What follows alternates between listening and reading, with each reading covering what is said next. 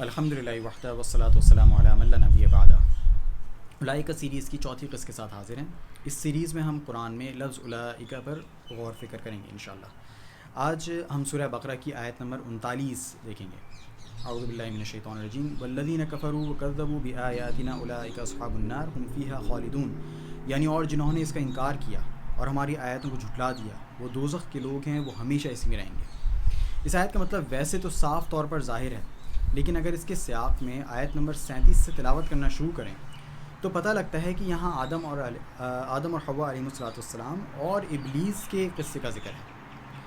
آدم اور حوا کی غلطی کے بعد توبہ اور پھر زمین پر اترنے کا ذکر، اور پھر بتایا جا رہا ہے کہ اب تمہارے پاس میرے پاس سے جو بھی ہدایت آئے یعنی وحی وغیرہ، اور تم اس پر عمل کرو تو ہدایت پا جاؤ گے، یہی ہمارے لیے بھی ہے۔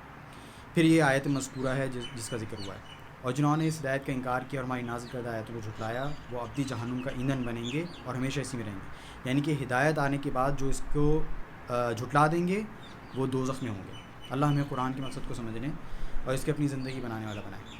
اقول قولی ھذا استغفر اللہ لی ولسائر المسلمین۔ السلام علیکم ورحمۃ اللہ۔